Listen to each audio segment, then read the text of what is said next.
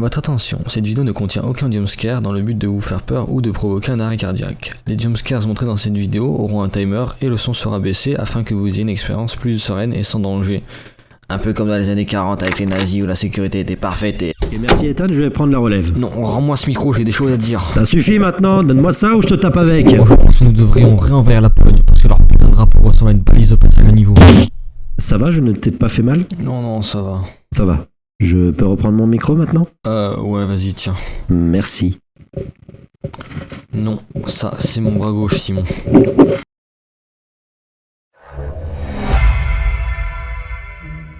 Salut tout le monde, en ce jour magnifique et en finissant ce putain de scénario du prochain Creepy FPS, je voulais vous parler d'un sujet qui me tenait vraiment à cœur. Absolument pas en fait. Je voulais vous parler de mon premier jumpscare que j'ai vu, j'ai oublié un V dans mon texte, c'est génial, étant donné que mon premier jumpscare est le premier pour la plupart d'entre nous, ceux qui sont nés dans les années 90-2000. Et vu qu'il a une petite histoire derrière tout ça, je me suis dit que c'était intéressant d'en parler. Putain, c'était compliqué de dire, c'était intéressant en même temps. Mais pour faire durer la vidéo, plutôt que d'y passer 3 minutes, je vais vous parler du jumpscare en général. Déjà, pour commencer, qu'est-ce que c'est un jumpscare? Il s'agit d'un procédé de narration qui a pour but d'effrayer le spectateur par le biais d'un choc brutal et presque inattendu. Je vais t'enculer. Pour faire une bonne recette d'un jumpscare, il vous faut ces éléments. Premièrement, l'image. Une image effrayante et inattendue suscitant la peur sur celui qui le regarde. J'ai trouvé un bon exemple sur internet. Constatez. Bon alors j'imagine avec ce changement soudain avec les yeux, vous avez été sûrement inattendu et a suscité chez vous un sursaut. Et on dit merci à Wikipédia pour nous avoir fait cet exemple. Si cette image ne vous a pas suffi, vous êtes des psychopathes. Bande de tarés. Allez, foulez maintenant. Bon non, ok, je déconne. Si cela n'a pas suffi, c'est parce que l'image prend environ 10% de l'efficacité d'un bon jumpscare. Le second ingrédient prenant 30% de l'efficacité est le son. Un bruit brusque, une musique stridente, bref, tout ce qui est auditif pouvant surprendre. Associez les deux et vous aurez un jumpscare. Cependant, votre jumpscare ne sera pas bon, et vous remarquez que 10% plus 30% ne fait pas 100%. Il reste un détail qui vous permettra de faire un bon jumpscare. Prenant 60% de l'efficacité, il vous suffit de rajouter l'ambiance. Le jumpscare doit être le résultat d'un suspense oppressant et stressant dû à l'ambiance construite avant ce dernier. Regroupant l'image, le son, la musique, le montage et la mise en scène, une bonne ambiance est la clé d'un bon jumpscare. Pour illustrer mon propos, voici ce que disait Alfred Hitchcock à l'époque où il était encore vivant. Excusez-moi. La grande différence entre le suspense et le choc, ou la surprise, c'est que pour avoir du suspense, vous donnez aux spectateurs un certain nombre d'informations, et pour le reste, vous leur laissez faire leur imagination. Certes avec. La tension monte et votre imagination vous laisse deviner la suite, jusqu'au moment où le jumpscare arrive et met votre frayeur à son paroxysme. Attendez une minute, paroxysme, période d'une maladie où les symptômes sont les plus aigus. Ah non, c'est bon, ok. L'amorçage est très important dans l'efficacité du jumpscare et le rendra meilleur plutôt que mettre un jumpscare juste pour le mettre. Cette technique est utilisée excessivement dans le cinéma et est bien plus récente qu'on pourrait le croire. Du moins son excès, on pouvait retrouver des jumpscares dans le cinéma des années 20. Sa première grosse utilisation, du moins la plus connue, est le Luton Bus, l'effet bus en français, du film La Féline de Jack Turner et produit par Val Lewton, dans lequel Irena, la protagoniste, se transforme en panthère lorsqu'elle est en colère, jalouse ou excitée sexuellement. Dans l'une des scènes du film, Irena, interprétée par Simone Simon, est en colère contre une autre protagoniste du film, Alice. Jusqu'à ce que cette scène arrive, Alice se sent poursuivie par quelque chose, l'ambiance beaucoup trop silencieuse laisse place à des rugissements de panthère, la tension est pesante jusqu'au fameux jumpscare.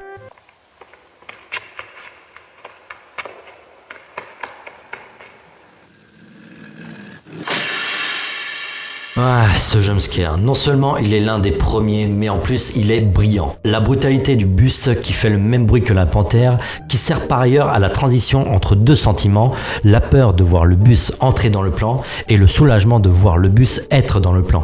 Ce choc est amené par un brillant travail de son, mais aussi de caméra et de montage. Datant de 1942, les jumpscares se sont néanmoins fait rares les années qui ont suivi. Regardez ce graphique. Il est pas beau ce graphique ? Bon, selon wisejump.com, ma source pour faire cette vidéo, entre les années 40 et 70, le jumpscare ne s'est pas manifesté dans des films durant ces périodes. On en croise dans quelques films comme Répulsion de Polanski en 65,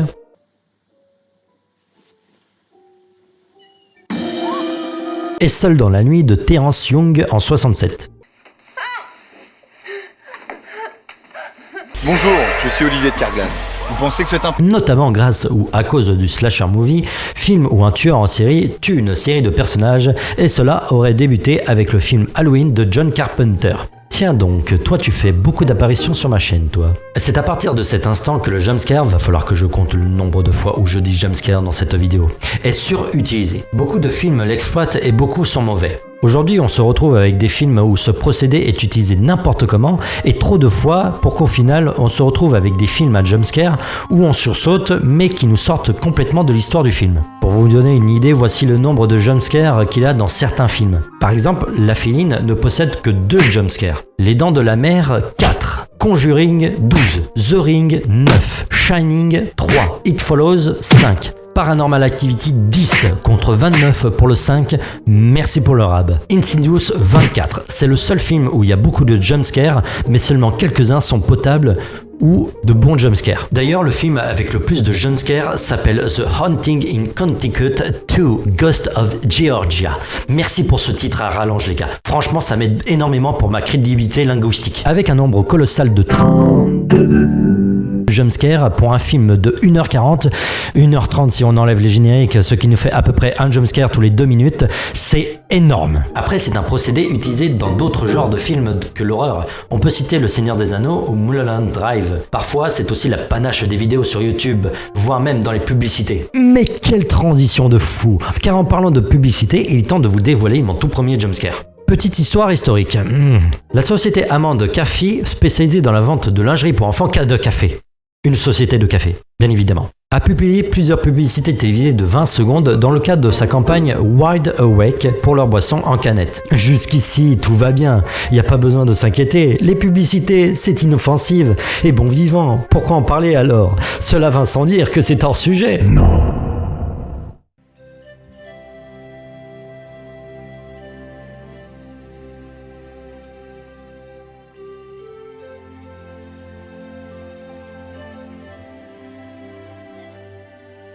It was at this moment Jackson knew.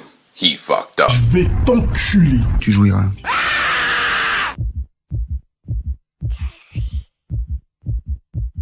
Comme la plupart d'entre vous, vous avez reconnu ce screamer, qui est en fait une pub pour du café. Bon alors, d'un côté joyeux et innocent, on passe au côté brutal et choquant. Même si l'intérêt de faire ça m'échappe car, pour le même principe que l'amorce du jumpscare, tu n'as pas les effets de la caféine aussi secs que ça. La marque en a fait d'autres du même style avec des situations différentes, mais toujours la même mise en scène. Sauf que les Allemands, quand ils ont vu ça, ils étaient en mode... Au secours, j'ai mon bébé qui s'étouffe, il est tout bleu.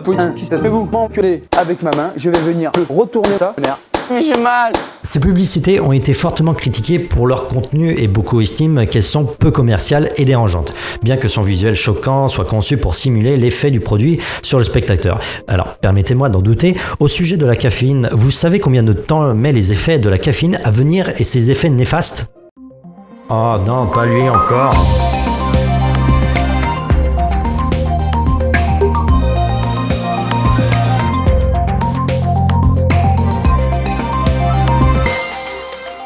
Consommée sous forme de boisson, la caféine commence à agir en l'espace de 5 minutes et produit son plein effet en une demi-heure environ.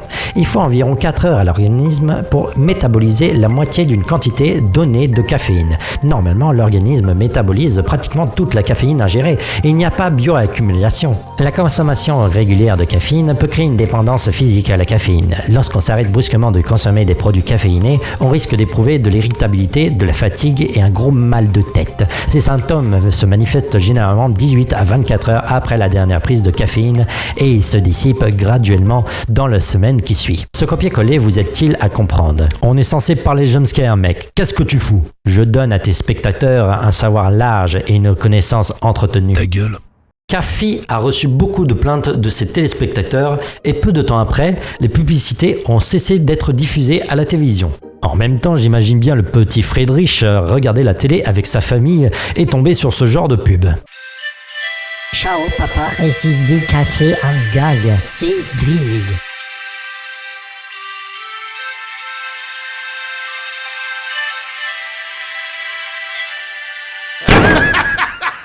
Et encore, ils ont essayé de passer la pommade avec leur version light de leur boisson.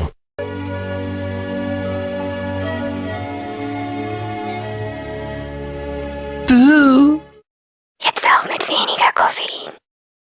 Käfi. Bon, déjà pour le côté... Pourquoi pas, ça reste très pur par rapport au précédent. Bon bref, c'était un échec commercial et aujourd'hui je n'ai pas la certitude que l'entreprise existe encore. Oui, alors bonjour, c'est la crypte du futur. Là je suis au montage et je viens de voir que Cafi existe toujours. Ils font encore des pubs récemment. Là par exemple, actuellement je vois que la dernière pub qu'ils ont sortie date du 23 novembre 2020. Donc du coup tout récemment. Et puis bon... c'est une pub classique quoi. Bon, ça change vraiment des anciennes pubs en tout cas. Mais voilà, donc du coup, Cafi est toujours d'actualité. Voilà, sur ce, je vous laisse... Mais du coup, cinématographiquement parlant, est-ce que c'est un bon jumpscare ? Dommage que ce soit une publicité tout public pour avoir été lynché, car au final, en me posant maintenant cette question, eh bien, je pense que c'est un bon jumpscare.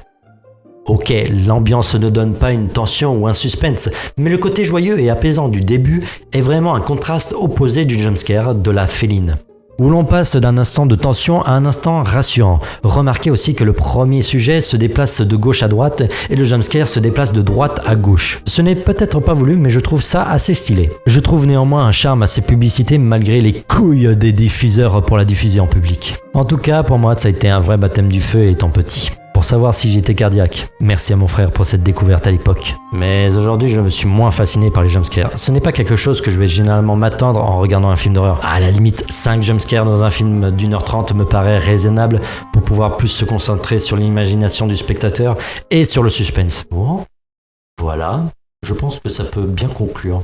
Avant de vous quitter, j'ai pas chômé durant mon absence. Actuellement, je travaille sur 2 creepy FPS, mais la motivation pour les écrire est assez dure.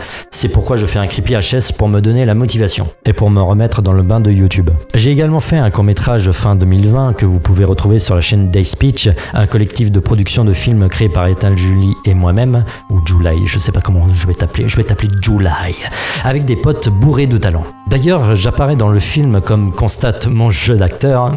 On est à la maison. Dans notre appartement. Ça va? T'as pris tes cachets? Si vous avez le temps d'y jeter un œil au court-métrage et de vous abonner à la chaîne pour de futures créations qui sont plus sérieuses, croyez-moi, ça nous ferait vraiment plaisir. Voilà, c'est tout.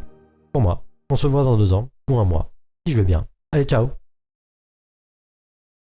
Et action! Bon, voilà les amoureux, vous avancez tranquillement, vous êtes sur la plage. La caméra, quand ils seront à ras-bord du plan, tu pourras faire un plan panoramique s'il te plaît. Voilà, merci. Régis, rapproche-toi un peu, tu feras gaffe au Lego qui a juste par terre. Ah non mais Régis, c'est pas cool, t'as gâché le plan là. Franchement. Régis.